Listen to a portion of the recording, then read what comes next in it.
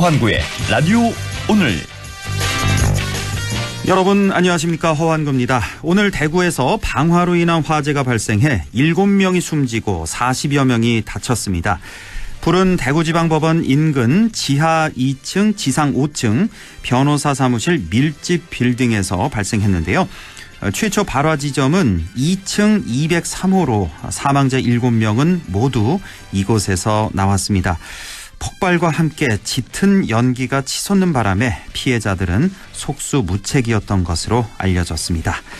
경찰은 CCTV를 분석해 50대 방화 용의자를 특정했지만 현장에서 숨진 것으로 추정된다고 밝혔습니다. 용의자인 50대 남성은 사건 패소에 불만을 품고 여러 차례 승소한 203호 변호사에게 전화를 걸어 따졌다는데요. 마침내 직접 사무실을 찾아가 범행을 저지른 것으로 알려졌습니다. 안타까운 사고가 아닐 수 없습니다. 피해자가 더는 나오지 않았으면 좋겠습니다. 6월 9일 목요일 라디오 오늘 광고 듣고 시작합니다.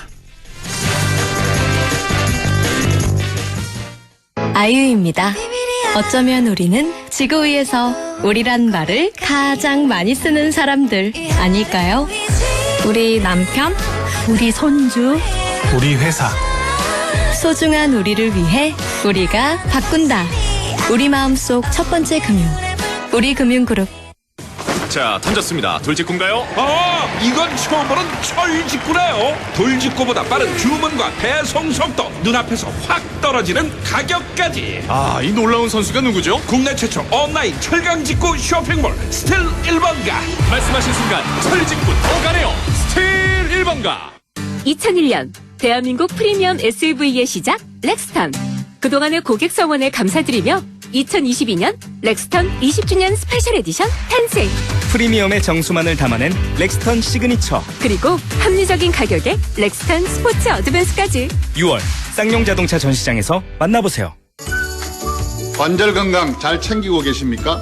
수년간 연구 끝에 개발한 호가는 프리미엄 골드. 관절은 물론 뼈 건강까지 생각했습니다.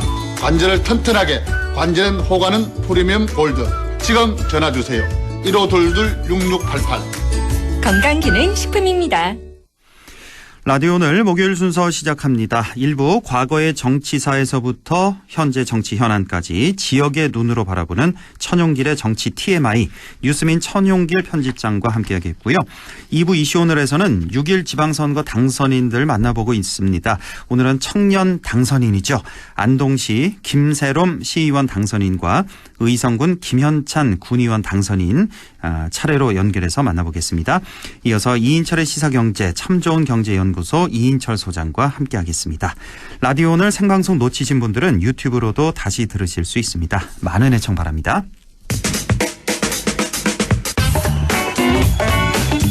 네, 정치 TMI 시작합니다. 뉴스민 천용길 편집장과 함께하겠습니다. 안녕하십니까?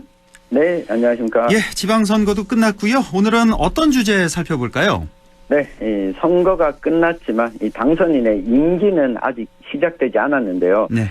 그래서 지방자치단체장의 인수위원회에 대해서 오늘 한번 짚어보겠습니다. 그렇지 않아도 궁금했습니다. 이 인수위원회라는 게 사실 우리가 대통령직 인수위원회는 많이 봤는데, 예, 이렇게 네. 단체장 인수위원회 이번 임기 당선자부터 이제 처음으로 시작하는 거죠, 인수위 운영이? 그렇습니다. 네. 그 지방자치법이 개정되면서 지방자치단체장도 이제 바뀌게 됐을 때 인수위를 운영하는 게 가능해지게 됐습니다. 예. 20일의 범위 내에서 이 법적인 근거를 갖추고 인수위원회를 가동할 수 있는데요.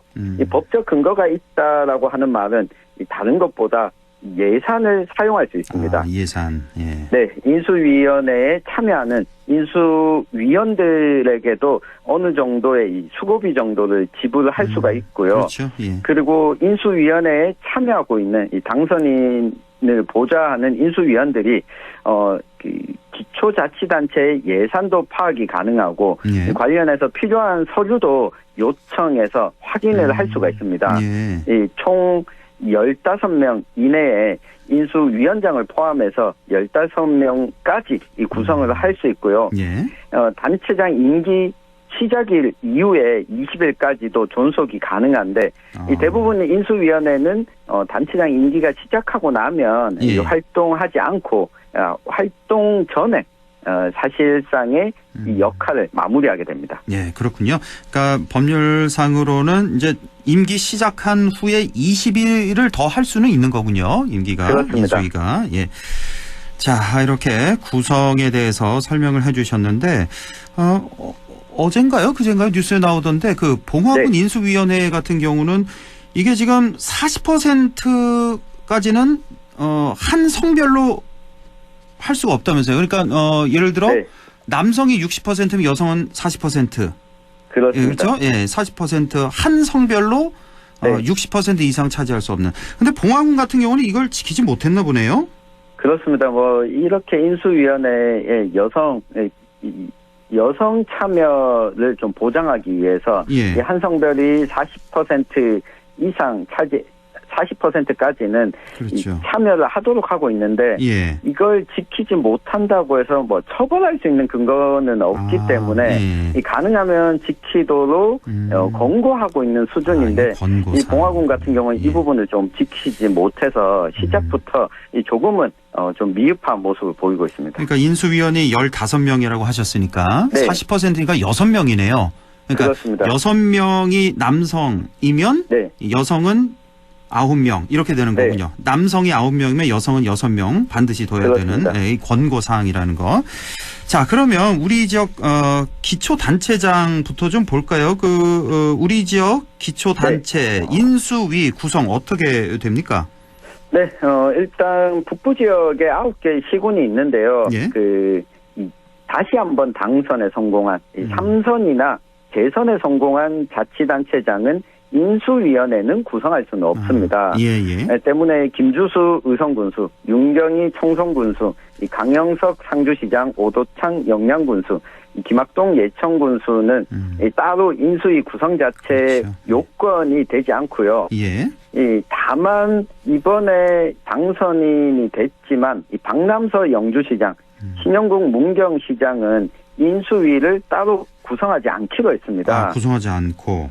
네, 이 신영국 문경시장 당선인 같은 경우에는 예. 이미 이전에 재선 문경시장을 지낸 적이 있기 때문에 시정을 파악하는데 크게 어려움이 없다면서 인수위 구성하지 않는 사유를 밝혔고요. 예. 이 박남서 영주시장 당선인은 예산을 좀 아끼고 행정 조직이 인수위 활동을 하는데 시간을 쓰기보다 이 행정 가동하는데 이 시간을 조금 더 쓸 수 있도록 하겠다라고 하면서 인수위 구성을 하지 않기로 했습니다. 그렇군요. 예. 네. 그러니까 이번에 이제 연임에 성공한 5개 시군 같은 경우는 인수위를 꾸릴 필요가 없으니까요. 계속 네, 업무 그렇습니다. 이어가면 되니까 미운영하고 그다음에 이제 새롭게 단체장으로 이번에 당선된 영주시장, 문경시장, 안동시장, 봉화군수 같은 경우는 네. 영주시장, 문경시장 인수를 꾸리지 않겠다. 네. 여러 가지 이유를 들어서 그렇게 됐고. 네. 그러면 나머지 두 곳 안동시장과 봉화군수만 인수위를 운영하게 되는 건가요? 네, 이 권기창 안동시장 당선인, 이 박형국 봉화군수 당선인은 인수위원회를 구성하고 지금 인수위원회 출범까지 마쳤습니다. 네. 이곳들은 이제 임기 시작 전까지 인수위를 통해서 이 시정과 이 군정을 좀 파악하고 앞으로 4년 동안의 이 정책 밑그림을 그리겠다고 밝혔습니다. 예. 자, 그러면 저 인수위 네. 구성이 어떻게 됐을까 좀 많이들 궁금해하실 것 같은데 사실 어제 네. 어제 권기창 당선인하고는 이제 저희가 이제 인터뷰를 해서 조금 물어봤는데 다시 한번 좀 더 네. 자세히 좀 알아보겠습니다. 면면이 어떻습니까? 인수위원들? 네, 안동시장 인수위와 봉화군수 인수위 모두 공통적인 좀 특징을 가지고 있는데요. 네. 일단은 이 공무원 출신, 이 관료들을 인수위 전면에 좀 내세웠습니다. 예. 이 봉화군수 인수위는 이 박시원 전 봉화군 기획감사실장을 인수위원장으로 했고요. 예. 이 안동시장 인수위의 경우에도 이용현 전 안동시 경제산업국장을 인수위원장으로 좀 맡겼고 예. 여기에다가 전 안동시 의회 사무국장 또 안동시 평생학습원장 또 안동시 전 도시건설국장, 안동시 사회복지과장까지 이 공무원 출신들을 인수위에 대거 좀 포진을 시켰다라고 하는 점이 이 공통점으로 꼽을 수 있겠습니다. 그리고 인수위원들의 연령대를 또 분석해 보면 아무래도 이 인구 연령이 높다 보니까 고령화돼 있다 보니까 인수위에 참여하고 있는 이 인수위원들도 대부분 연령대가 50대 이상이 많았습니다. 네, 그나마 좀 안동시장 인수위원회에서 좀 눈에 띄는 게 40대 인수위원 2분과 또 30대 초반에 이 최푸른 국민의힘 경북 이 지난 대선 청년 유세단장 이번에 지방선거에서도 출마를 했었던 31살의 인수위원이 참여한 것이 좀 눈에 띄는 모습입니다. 최푸른 국민의힘 경북 청년 유세단장. 네. 이번에 지방선거 출마했었나 보네요. 네, 지방선거에 출마했다가 낙선을. 낙선됐고. 네. 그리고 이제 이분이 이제 최푸름 단장이 이제 31살이라고 하셨고. 네. 40대 2명은 누굽니까?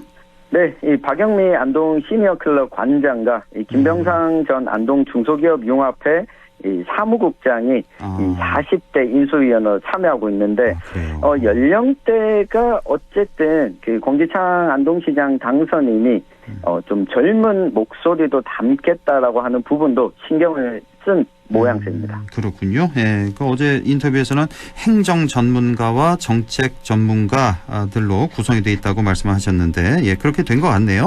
네. 그러니까 전 공무원, 퇴직한 공무원들과 현직 공무원들도 있는 것 같아요. 안동시. 네, 현직 공무원들도 지금 좀 포함이 되어 있는데요. 사실 이 공무원, 전현직 공무원들 대거 포함된 게 이 장점이라고 볼 수 있는 부분은 아무래도 그 행정을 파악하는 데는 용이한 측면이 있습니다. 그렇죠. 다만 조금 그 우려나 아쉬운 점으로 꼽는 분들은 이 전현직 공무원들이 대거 참여하게 됐을 때 이 새로운 시정이나 군정에 있어서 정책들을 좀 반영하기는 어렵지 않겠냐라고 하는 이 아쉬움도 좀 묻어나는 모습입니다. 그렇군요. 그리고 안동시장 당선인 같은 경우는 좀 눈에 띄는 게 시장실을 좀 옮긴다고 하는 것 같던데요. 그렇습니다. 시장실을 1층으로 옮긴다고요? 네. 이 부분은 긍정적인 변화로 보여지는데요. 이미 다른 기초자치단체, 광역자치단체에서도 단체장이 바뀌고 나면 시민들과 조금 더 소통하겠다라고 하는 차원에서 이 단체장실을 옮기는 경우들이 종종 있었는데 안동시장실의 경우에도 이 층이 좀 높다 보니까 시민들 입장에서 접근하는데 아무래도 이게 문턱으로 작용하지 않았겠습니까? 그렇죠. 이 부분을 시민들 눈높이에 맞춰서 누구나 좀 접근 가능하도록 만들겠다라고 하는 시도로 보여집니다. 그렇군요. 예. 봉화 군수 그 인수위원회는 뭐 더 하실 말씀 없으시고요. 이 정도만 하면 될까요? 봉화. 네. 예, 이 정도. 예, 박시원 전 봉화군 기획감사실장이 위원장으로 돼 있고 부위원장에는 이영미 봉화군 의회 의원, 현직 의원인가 보네요. 네, 현직 의원입니다. 이렇게 부위원장을 맡고 있습니다. 경상북도 또 좀 궁금해하시는 분도 계실지 모르겠는데 경북지사 같은 경우는 이번에 연임 성공했으니까 재선 성공했으니까 인수위는 꾸리지 않고 대신에 다른 기구를 좀 꾸린 것 같아요. 네, 지방시대 주도 경북도 준비위원회를 구성을 했는데요. 연임에 성공했기 때문에 이 법적 근거가 있는 인수위원회 구성은 할 수 없습니다. 다만 이철우 도지사 도정 1기와는 또 다른 모습을 보이기 위해서 2기 이 도정을 위한 준비위원회를 꾸렸는데 6개 분과 1개의 TF팀을 꾸렸습니다. 여기에 이 정종석 전 행정자치부 장관, 지금은 한국국학진흥원장을 맡고 있죠. 여기 정종석 원장이 준비위원장을 맡았고요. 이 분과별로 보면 이 전문가들이 다수 포진해 있고 여기에 관련된 이 경상북도 내의 부처 공무원들이 좀 지원을 하는 이 형태로 준비위원회를 구성을 했습니다. 그렇군요. 예, 이렇게 해서 인수위원회 또 준비위원회를 꾸려서 새 임기를 또 준비를 하고 있고 자, 인수위원회 TMI, 네. Too Much Information 좀 더 좀 살펴보겠습니다. 네. 우리나라의 인수위원회가 처음 설치된 게 언제부터입니까? 네, 역사를 관심 있어 하는 분들은, 인수위원회가 언제 등장했지라고 생각해 보시면, 네. 우리나라에서 좀 군부 독재가 좀 끝나고 나서야 인수위원회가 운영되기 시작했습니다. 민주화 이후에. 예. 네, 떠올려 보면 1960년에는 4.19 혁명, 또 61년에는 군사 쿠데타, 또 1980년에도 또다시 쿠데타로 인해서 정권이 바뀌다 보니까 사실 인수위원회를 구성한다는 것은 이 정권의 좀 민주적인 이양 과정이거든요. 예. 그래서 87년 민주화 이후에 처음으로 인수위원회가 구성이 됐고요. 예. 지난 2017년에는 이게 탄핵으로 인해서 대통령 선거가 치러지다 보니 임기가 바로 시작해야 돼서 인수위원회를 구성하지 못했고, 그랬죠. 이번에 임기를 이제 시작한 윤석열 대통령이 당선인 신분으로 인수위원회를 구성하게 됐습니다. 예, 그렇군요. 우리나라 대통령직 인수위원회 지난 1987년에 13대 대통령 선거 이후에 처음 생겼고 쭉 이어져 오다가 지난 2017년에는 그때는 한번 그냥 건너뛰었고요. 네. 자, 다른 나라 좀 봤으면 좋겠는데 다른 나라에도 혹시 인수위원회 제도 이런 제도가 있는지 이것도 좀 궁금하네요. 네, 아마 국제 뉴스를 보신 분들은 인수위원회 잘 못 본 것 같은데 하신 분들이 많을 겁니다. 그러니까요. 예. 네, 특히 우리와 가까운 민주주의 국가 중에서도 일본도 인수위원회 제도가 없습니다. 없고요. 네, 의원 내각제 국가에서는 인수위원회가 이 법적 규정으로 있는 국가가 없고요. 예. 다수 정당이 이 의석을 차지하게 되면 다수 정당이 나오면 여기에서 의원 내에서 이 정책을 구상하고 장관이나 내각을 꾸리기 때문에 따로 인수위원회를 두지 않습니다. 예. 우리나라처럼 대통령 중심제 국가에서만 인수위원회를 운영하고 있어서 아마 미국 대통령 선거가 끝나고 나면 인수위원회를 구성했다라고 하는 소식을 들어보셨을 텐데 이게 정치제도 행정에 대한 시스템에 따라서 인수위원회 유무가 이 각국마다 차이가 좀 있습니다. 그렇군요. 의원 내각제 국가에는 인수위원회라는 제도 자체가 없다는 거, 대통령제에만 있는 이런 제도라는 거. 예. 자, 오늘 얘기 여기까지만 할까요? 혹시 더 하실 말씀 있습니까? 네, 한 말씀만 좀 덧붙이자면 인수위원회에 참여하고 있는 인수위원들이 시정을 파악하는 것도 있지만 뽑아줬던 유권자 그리고 뽑지 않았던 유권자들의 목소리를 대신 듣는 역할도 하거든요. 우리 시민들께서도 뭔가 건의하고 싶은 사항이 있으면 인수위원회에 관련한 내용들을 적극적으로 건의하셔도 된다. 이 말씀 드리면서 마치겠습니다. 알겠습니다. 예. 네. 자, 지금까지 정치 TMI 뉴스민 천용길 편집장과 함께했습니다. 고맙습니다. 감사합니다. 네, 라디오 오늘 1부 여기까지고요. 잠시 후 2부에서 뵙겠습니다.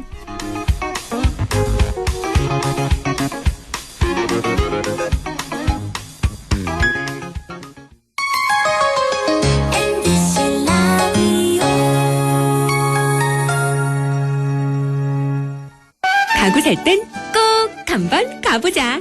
안동 명품 가구 백화점. 흑표 흑침대, 양성국 갤러리, 금성침대, 한국 가죽 소파, 장수돌 침대. 다양한 브랜드 가구를 한 곳에서 쇼핑할 수 있는 대형 가구 전시장. 안동 명품 가구 백화점. 안동과학대학교에서 6월 13일까지 지역산업연계 바이오 백신 인력 양성과정 교육생을 모집합니다. 신청 자격은 만 18세 이상 만 39세 이하의 경력 단절 또는 미취업자로 안동시에 거주 중이거나 안동시 교육기관 졸업생 혹은 졸업 예정자라면 누구나 지원 가능하며 교육비는 전액 무료입니다. 교육생들에게는 월 100만 원의 교육지원금을 지원합니다. 자세한 사항은 안동과학대학교 홈페이지를 참조하시거나 전화 054-851-3680, 054-851-3680으로 문의 바랍니다. 여러분의 많은 지원 바랍니다. Amazing performance. 완전 멋져요. Oh my. 역시 한국 드라마. 음악부터 드라마까지 한국이 다 한다. 한옥 인테리어에 푹 빠졌어요. 집안은 당연히 IoT로 꽉 채웠죠. 아날로그부터 디지털까지 한국이 다 한다. 대한민국 쇼트트랙 또 한 번 해냅니다. 양궁 대표팀 정말 대단합니다. 빠른 것부터 정확한 것까지 한국이 다 한다. 왜? 다 잘하는 사람들이 모였으니까. 대한민국 국민이 있어 한국이 다 한다. 공익광고협의회. 마음을 열어줘. 다가가 나 속삭이도록. 언제나 내 생각으로 행복해야 해요.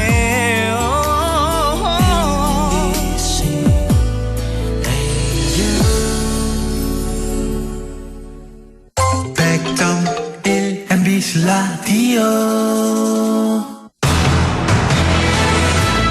네, 6시 25분 58초 지나고 있네요. 이슈 오늘 시작합니다. 6.1 지방선거 화제의 당선인을 만나보고 있는데요. 오늘은 2명의 청년 정치인을 만나보려고 합니다. 우선 안동시 가선거구에서 당선한 안동시 최연소 시의원 당선인이 되겠습니다. 더불어민주당 김세롬 안동시 의원 당선인 연결돼 있습니다. 자, 김세롬 당선인님 안녕하십니까? 김세롬입니다. 아, 예, 반갑습니다. 축하드립니다. 아, 감사합니다. 예. 자, 이번에 지방선거를 통해서 안동시 시의원으로 당선되셨습니다. 먼저 소감부터 좀 여쭤볼까요? 아직도 얼떨떨하고요. 네. 사실 당선이 되면 정말 너무 좋을 것 같다라는 생각을 했었는데 좋은 그 순간이 정말 정광석화처럼 찰나로 지나갑니다. 막상 돼보니까.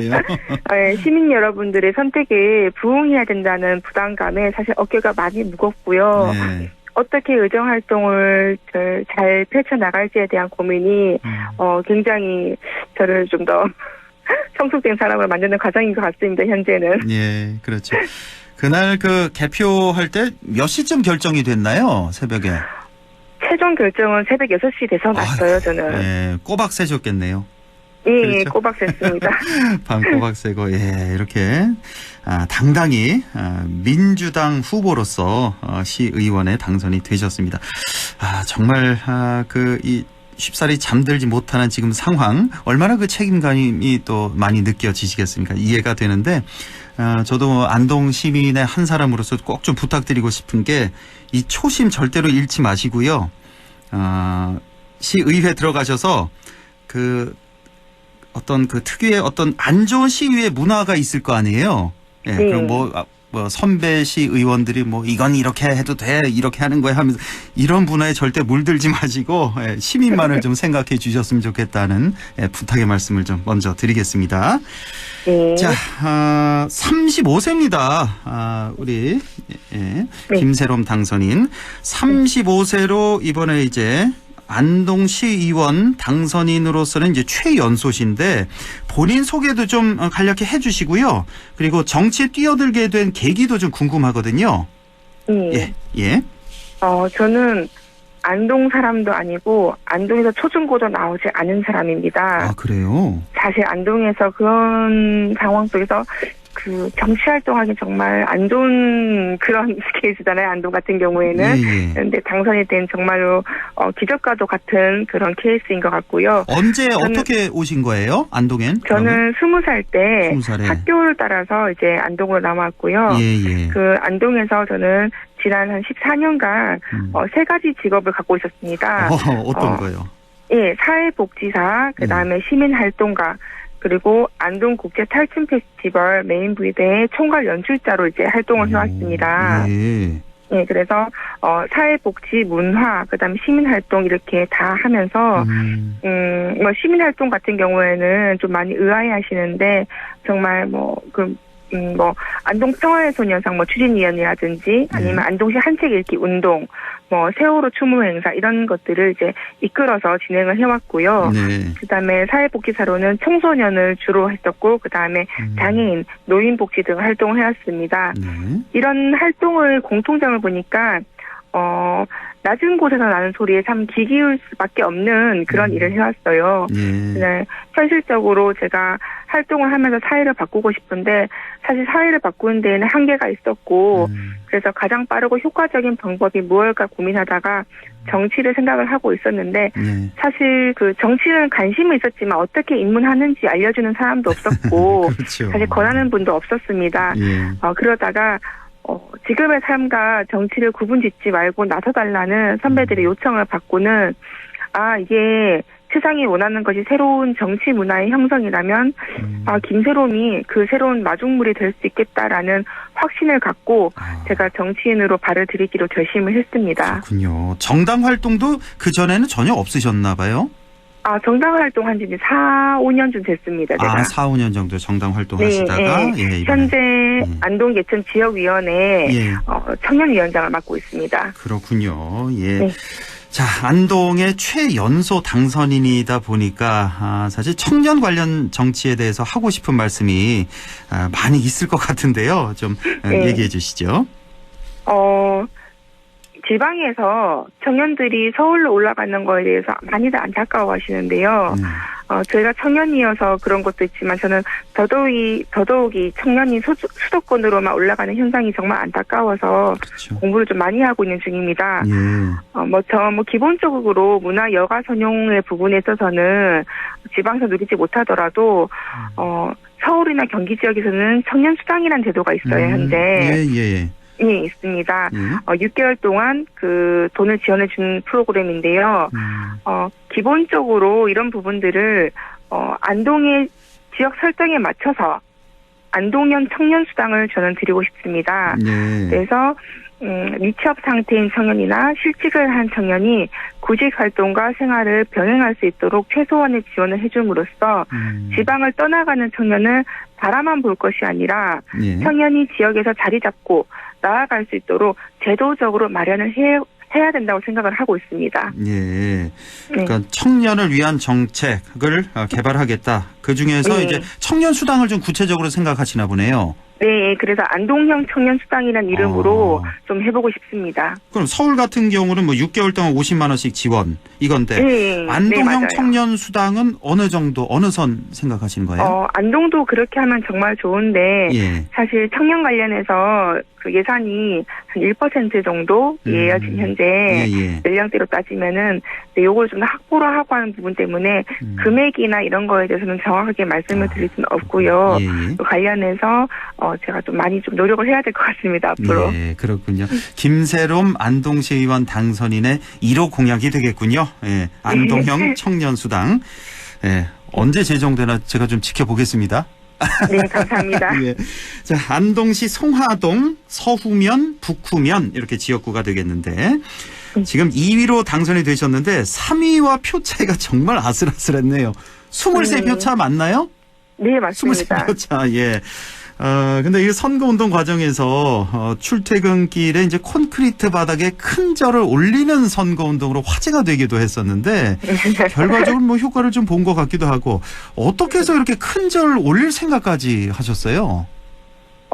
저희 선거구에는 총 4명의 후보가 있었는데 저 혼자 유일하게 신인이었습니다. 그래요? 그래서 많은 분들에게 저라는 사람을 알려드리고 싶고 인사드리고 싶어서 처음에는 같은 장소에서 계속 인사를 드리다가 이 공손한 마음으로 인사드리다 보니 정말 저도 모르게 절을 하고 있더라고요. 그래요? 그래서 그 열심히 일할 준비가 되어 있는 간절함을 담아서 인사를 드렸는데 전달이 참 잘 된 것 같다는 생각을 하는 게 제가 절을 하면서 한 번도 이제 인상을 찡그리거나 하지 않았어요. 인사를 하는 게 너무 행복하더라고요. 많은 주민 여러분들에게 인사드릴 수 있다는 게 참 감사했었고 이 표정을 보신 분들이 제가 상가에 인사 다닐 때 참 많이 만나 뵈었는데 제가 저라는 모습은 저한테도 없는데 동영상으로 참 많이들 갖고 계세요. 그래요? 갖고 계시고 이걸 보여주시면 사진 촬영한 거 많이 보여주시면서 감동받았다. 이렇게 웃으면서 진실되게 저라고 인사하는 사람이라면은 믿을 수 있겠다는 말을 참 많이 들어서 저라는 게 결론적으로는 시의원이 되어서 꼭 시민들을 위해 일하고 싶어 했던 제 마음이 잘 전달된 것 같습니다. 이 저라는 게 사실 한 10번, 20번 하면 많이 힘들던데 그러면 예를 들어 하루에 출근길에 절을 한다 몇 번 정도나 대략 하신 것 같아요? 뭐 세어보진 않으셨겠지만. 하루에 네. 한 4시간 정도는 했었습니다, 통상. 어휴. 네. 4시간 꼬박이요? 출근 시간, 꼬박 4시간? 네, 출근 시간 2시간, 퇴근 시간 2시간에서 했었고요. 세어보진 않았는데, 뭐, 적어도 1분에 한 3번은 하지 않았을까요? 4번 하지 않았을까요? 네. 그렇군요. 예. 뭐 수백 번씩 하셨군요, 하루에. 예. 네. 앞으로 뭐 의정 활동 상당히 기대가 되고, 앞으로 기회 있을 때 좀 저희와 인터뷰 좀 더 하시고요. 시간이 지금 많이 지나서 구체적인 건 다음 기회에 하고, 우리 지역민들에게 끝 인사 한 말씀, 뭐 각오 한 말씀 좀 전해주시죠. 네. 정말 일할 준비에는 청년의 진실함을 알아주시고 한 표 한 표 모아주신 그 마음을 잊지 않겠습니다. 저는 급하게 나아가지 않고 천천히 주민 여러분들의 삶에 스며드는 정치를 선보이고 싶습니다. 초심을 잃지 않고 더 낮은 자세로 시민들의 목소리에 귀 기울이는 그런 김세롬이 되겠습니다. 제가 이번 선거에서 받은 과분한 사랑은 꼭 좋은 정치, 깨끗한 정치로 보답하겠습니다. 지켜봐 주십시오. 예, 알겠습니다. 오늘 말씀 정말 잘 들었고요. 다시 한번 축하드립니다. 고맙습니다. 네, 감사합니다. 예, 고맙습니다. 지금까지 더불어민주당 김세롬 안동시 의원 안동시 의회 당선인을 만나봤고요. 그럼 계속해서 이번에는 경북 북부 지역 전체 최연소 당선인이 되겠습니다. 국민의힘 김현찬 의성군 의원 당선인 만나보죠. 자, 김현찬 당선인님 안녕하십니까? 네, 안녕하십니까. 김현찬입니다. 예, 축하드립니다. 네, 감사합니다. 자, 먼저 소감 좀 여쭤볼게요. 어떻습니까? 네, 먼저 아직까지도 뭐 실감이 나지 않고 저희 지역이 65세 이상 43% 넘는 초고령화 도시인데 제 의성에서 젊은 일꾼이 나왔다는 것에 감사함도 있지만 부담이 너무나 큽니다. 그 부담 큰 것만큼 더 열심히 일할 수 있는 소통하는 일꾼 될 수 있도록 노력하겠습니다. 예, 조금 전에 김세롬 당선인이 35살로 안동시 의원 중에 최연소 당선인인데 우리 김현찬 당선인은 몇 살이십니까? 네, 지금 34살이고 만으로는 33살. 아유, 만으로 33살. 예. 네. 우리 경북 북부 지역 당선인으로서는 전체 다 최연소죠? 전체 중에. 그렇죠? 북부 지역에서는 그런 걸로 그렇죠. 알고 있습니다. 예. 네. 자, 본인 소개 좀 간략히 해주시고 정치에 뛰어든 계기도 좀 말씀해 주시죠. 네. 안녕하십니까. 저는 이번에 국민의힘 공천을 받고 군의원에 출마하게 된 의성의 젊은 일꾼 김현찬이고 현재 경북 청년 봉사단장직을 하면서 경북의 청년들과 함께 생각하고 미래 경북을 함께 꿈꾸고 있는 김현찬입니다. 사실 저희 지역에서 공업도시가 아니고 농업도시다 보니까 젊은 사람들이 이제 많이 유입되고 있는 건 사실입니다. 하지만 정치에 대해서 잘 모르는 분야도 많고 모르는 분들도 많고 소통하는 창구가 없어서 좀 답답함이 많았는데 누구든 이제 소통할 수 있는 열쇠가 필요하다는 것이 청년들의 마음이었고 그 마음이 통했기 때문에 제가 아마 이번에 이렇게 정치에 입문하게 되지 않았나 이렇게 생각을 해보게 되었습니다. 의성이 농업도시로서 젊은 층들이 많이 유입되고 있다고요? 네, 맞습니다. 그렇습니까? 유출되는 게 아니라?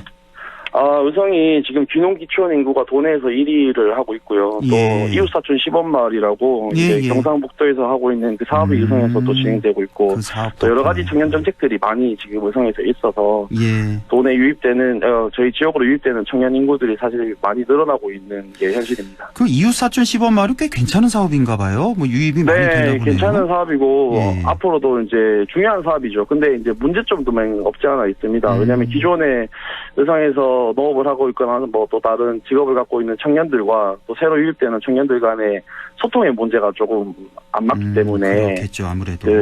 그런 것들을 또 해결해 나가야 되는 게 또 제 역할이라고 저는 또 생각을 하고 있어서 많은 만남과 소통의 창구를 통해서 더 나은 또 젊어진 의성을 한번 꿈꿔보도록 또 계획하도록 일해보도록 노력하겠습니다. 이번에 몇 등으로 당선되신 거죠? 감사하게도 1등으로 이렇게 표를 많이 주셔가지고. 2등하고는 몇 표 차나 나셨어요? 많이 나셨나요? 아니요, 많이 안 났습니다. 많이는 안 났고, 정확하게 모르겠는데, 한 200표 이상 차이 난 걸로 알고 있습니다. 그렇군요, 자, 청년 의원으로서 향후 의정 활동이 많이 기대가 됩니다. 앞으로 어떤 활동 계획 갖고 계세요? 좀 전에도 말씀드렸는데, 저희가 의성은 기존의 청년들도 없는 것 같지만 그래도 조금 있었는데 또 이제 군정 방향이 청년 유입을 위해서 많은 정책들을 만들어내고 있습니다. 기존에 농사를 짓거나 생업을 하고 있는 청년들이 소외되지 않고 또 새로 들어오는 청년들이 더욱 그 상에서 자리를 잡을 수 있는 그 역할을 해야 된다는 사명감을 가지고 있기 때문에 오로지 소통, 그래도 더 젊으니까 더 열심히 뛰고 열심히 듣고 함께 즐거움을 느낄 수 있는 의성을 만들어 보겠다라는 그 다짐을 가지고 있습니다. 예, 이번에 뭐 많은 공약 내세우셨을 텐데 조금 전 김세롱 의원 당선인 같은 경우는 이제 청년 수당 1호 공약 말씀해 주셨는데 한 가지만 대표 공약, 핵심 공약 말씀해 주신다면요? 저는 대표 공약이 사실 또 많아서 저는 뭐 교육 문제를 좀 가지고 얘기를 하고 싶어요. 네. 예.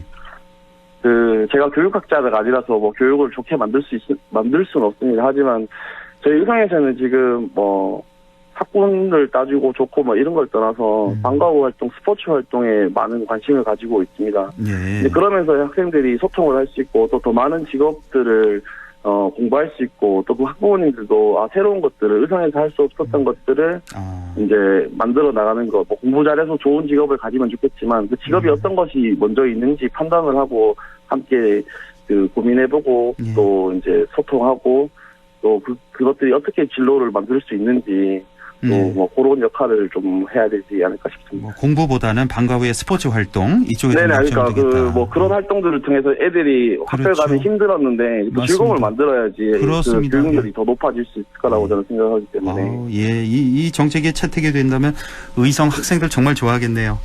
네, 뭐 이미 좋아하고 있는데 저희 의성에는 지금 외국인 원어민 쌤이 오셔가지고 축구 수업도 하시고 시골에서 상상할 수 없는 일들이 일어나고 있습니다. 그렇기 때문에 앞으로 더 많은 수업의 갤런티들이 높아지지 않을까 생각하고 있습니다. 또 작은 학교가 많을 테니까요, 의성에. 네, 또 그 작은 학교일수록 또 효율성은 또 높아질 수가 있으니까 교육에. 네, 맞습니다. 자, 마지막으로 우리 지역민들에게 인사와 각오 한 말씀 전해주시죠. 네. 먼저 부족한 저에게 정말 과분한 사랑을 주셔서 정말 감사보다 또 부담이 더 크게 느껴지고 있습니다. 그 부담은 젊은 패기로 그냥 열심히 하는 게 아니라 잘 소통해서 우리 국민들이 저에게 보내주신 그 성원에 정말 실망시키지 않는 깨끗하고 바른 정치인 될 수 있도록 또 잘 키워주시고 또 제가 어머님, 아버지, 선배, 누나 모두들 잘 섬길 수 있는 귀한 일꾼 될 수 있도록 끝까지 최선 다해서 좋은 모습 보여드리겠습니다. 예, 우리 모든 의성 국민들이 두 눈 부릅뜨고 아마 지켜보실 겁니다. 예, 앞으로 좋은 의정 활동 부탁드리겠습니다. 감사합니다. 예, 고맙습니다. 다시 한번 축하드립니다. 지금까지 김현찬 의성군 의원 당선인 만나봤습니다. 라디오 오늘에서는 청취자 여러분의 참여를 기다리고 있습니다. 우리 지역에서 발생한 사건 사고 소식이나 함께 토론하고 싶은 내용을 안동 MBC 홈페이지 라디오 오늘 게시판에 올려주시기 바랍니다.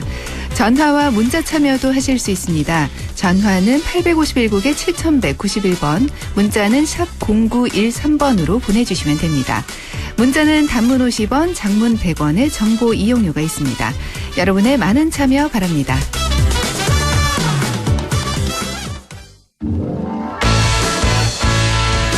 네, 이인철의 시사경제 시작합니다. 오늘도 참 좋은 경제연구소 이인철 소장 만나봅니다. 안녕하십니까? 네, 안녕하세요. 예, 우리가 그동안 이 시간을 통해서 국내외 기관의 뭐 전망치, 그러니까 뭐 성장률 전망치, 물가 전망치 이런 걸 분석해 드렸는데, OECD가 발표한 자료가 있네요. 역시 좀 안 좋게 나왔습니까? 그렇습니다. 뭐 최근에 발표되고 있는 대부분의 국내 주요 기관들 대부분 이제 우리나라를 포함해서 세계 경제 전망치 낮추고 있고 물가 전망치 올리고 있습니다. 네. OECD도 예외가 아닌데요. 올해 우리나라의 성장률 전망치 기존에 제시했던 3%보다 낮은 2.7%입니다. 지금 이러다 보니까 올해 3% 전망 찾아보기가 좀 어려워졌습니다.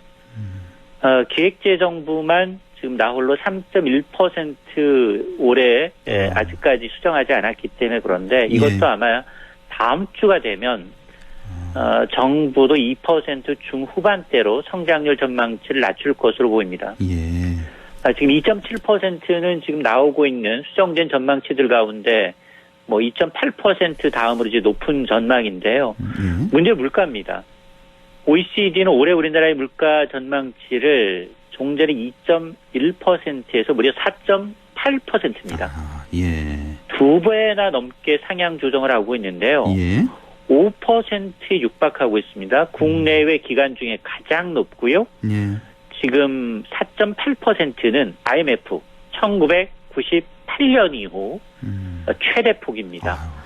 물론 이제 OECD는 이제 세계 경쟁률 성장률 전망치도 4.5에서 3.0%로 낮추긴 했지만, 그러나 이제 굉장히 내년까지도 이 OECD는 고물가 저성장이 이어질 것으로 내다보고 있습니다. 내년까지. 예, 이렇게 상황이 이렇게 되자 세계은행이라든지 경제협력개발기구 같은 대부분의 경제 전문기관들이 경기는 둔화되는데, 경기는 침체되는데 물가만 오르는 이른바 스태그플레이션을 경고하고 있다고요? 그렇습니다. 아마 이제 세계은행, 월드뱅크가 아마 가장 좀 보수적으로 보고 있지 않나라는 생각이 드는데요. 예.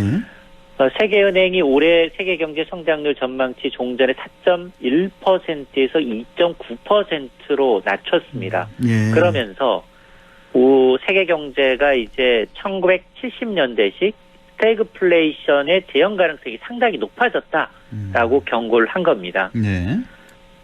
지난해가 세계 경제가 이제 팬데믹에서 벗어나면서 5.7%나 성장을 했거든요. 네. 그런데 올해 2.9%, 내년과 후내년 각각 3% 예상하고 있습니다. 예.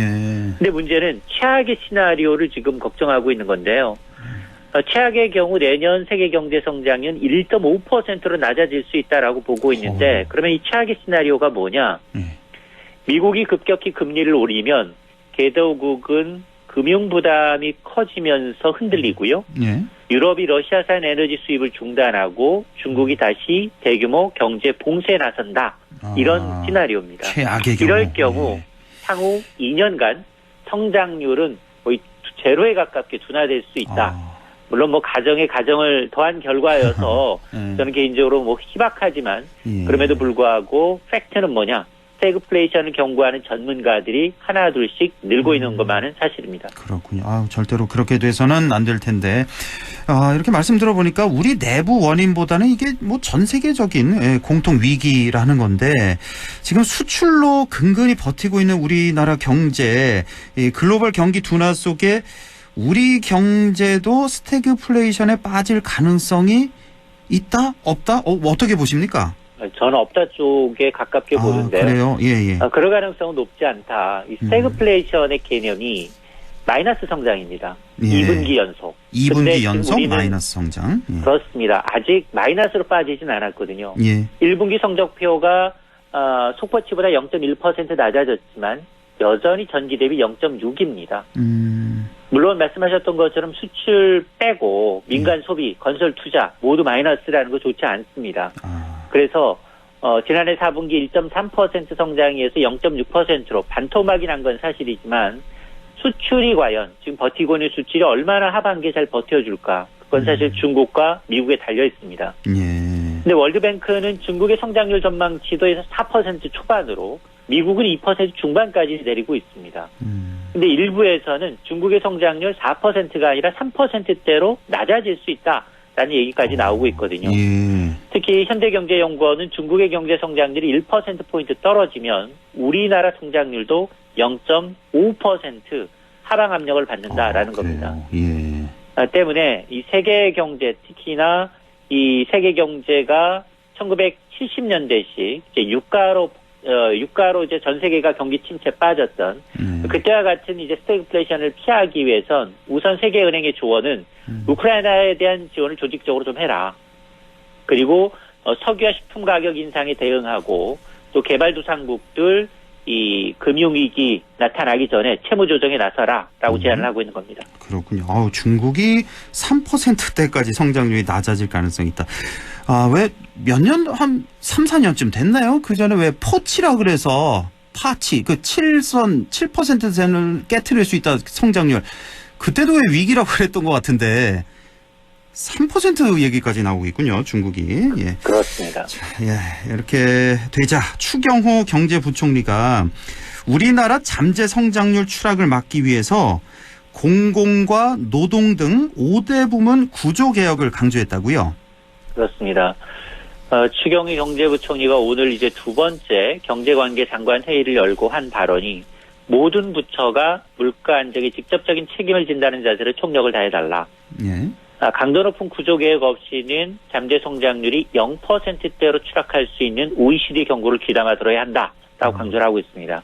그러면서 이런 걸 막기 위해서 지금 5대 부분, 공공, 노동, 교육, 금융, 서비스 이 5대 부분에 대한 구조개혁에 적극 나서겠다는 겁니다. 네. 과감한 규제 혁신을 통해서 경제체제를 근본적으로 바꿔야 한다. 방향성은 맞죠. 그런데 이 5대 부분 구조개혁이라는 게 기득권, 밥그릇을 깨는 것입니다. 네. 이 화물연대 파업이 좋은 본보기죠. 원자재값 인상분 30% 이상을 임금에 반영하면 다 망합니다. 기업은 제품에 고스란히 반영하게 되고요. 투자 채용을 안 합니다. 소비도 줄고요. 그렇죠. 정부가 아무리 대책을 내놔도 먹히지 않습니다. 이 노, 사, 정이 머리를 맞대고 이 방안을 모색해야 되는데 정부는 국회가 해야 된다. 손 놓고 있고요. 자, 그러다 보니까 기업들은 이제 생산성 향상으로 자체적으로 원가 인상분을 좀 흡수하는 노력이 필요한데 네. 가장 중요한 게 정부의 역할입니다. 그렇죠. 그런데 이런 노사 중재하고 물가를 나태하는 이제 이 일이 쉽지만은 않기 때문에 과연 이런 이 중재 역할, 지금 사실 이 선거가 없기 때문에 상당히 구조개혁하기 좋은 시기인 건 맞는데 네. 과연 이제 고양이 목에 방울을 달 것인가 이걸 좀 지켜봐야겠습니다. 네. 오늘부터죠. 코로나19 방역 조치로 피해를 본 소상공인들 2분기 손실 보상금을 신청할 수 있다는 소식인데 이게 그 얼마 전에 지급 시작했던 손실 보전금 그거와는 또 다른 지원이죠? 이거는 정기적으로 법률로 정해져 있는 겁니다. 예, 이거 분기마다. 이게 2분기라고 했기 때문에 예. 4월 18일부터 사회적 거리두기가 해제가 됐습니다. 예. 그래서 이번 대상은 지난 4월 1일부터 17일까지입니다. 아, 예. 영업시간 제한 조치를 받은 소상공인 소기업 61만 2천여 개사가 대상이고 예. 이게 선지급금입니다. 선지급금 신청이 이제 오늘 오전 9시부터 시작이 됐는데 금액이 100만 원입니다. 예. 이전 지급할 때 250만 원 줬는데 왜 반토막이 나느냐. 앞서 말씀드렸던 것처럼 1분기는 이제 석 달 동안이었는데 영업시간 기한이 17일이었습니다. 예. 그래서 선지급금 100만 원 먼저 주고 나중에 2분기 지나서 후정산해서 이것보다 피해가 더 많다. 그러면 나중에 재정산됩니다. 아, 그렇군요. 예. 그러니까 이거는 영업시간 제한 조치를 받은 그런 소상공인 소기업. 그러니까 매출과는 관계가 없는 거죠? 아닙니다. 안 했어요? 매출이 지원 대상이 이제 종전에 매출액 10억 원 이하였는데 예. 이번 국회 논의 과정에서 여야 합의로 30억 원 이하까지 지원폭을 넓혔기 때문에 매출액 30억 원 이하이면서 예. 이제 사실상 매출액이 줄어든 그런 이제 업체를 대상으로 합니다. 그렇군요. 예. 자, 러시아의 우크라이나 침공 등으로 해서 유가가 상승하고 곡물 등 원자재 값이 급등하면서 뭐 웬만한 그 식당 메뉴는 다 뭐 1,000원, 2,000원씩은 다 인상이 된 것 같은데 이거 뭐 짧게만 한 20초 정도로 정리를 좀 해주실까요? 그렇습니다. 지난달 국수 가격 33% 뛰었고요. 밀가루 가격 25% 치솟았습니다. 사료값의 이 돼지 역병 때문에 돼지고기 가격 1년 전에 비해서 20% 이상 치솟다 보니까 음식값 안 오르면 이상합니다. 근데 음식점 사장님도 고민인 게 원자재값 인상분 다 반영하면 손님 줄 거 뻔합니다. 그렇죠. 그러다 보니 여름철 앞두고 지갑 두둑이 챙기고 마음 단단히 먹고 맛집 방문하시기 바랍니다. 예, 중산층 서민들 생활이 더 팍팍해질 것 같습니다. 이럴 때 정부가 좀 더 적극적으로 대책 마련에 나서야겠습니다. 참 좋은 경제연구소 이인철 소장과 함께했습니다. 고맙습니다. 네, 고맙습니다.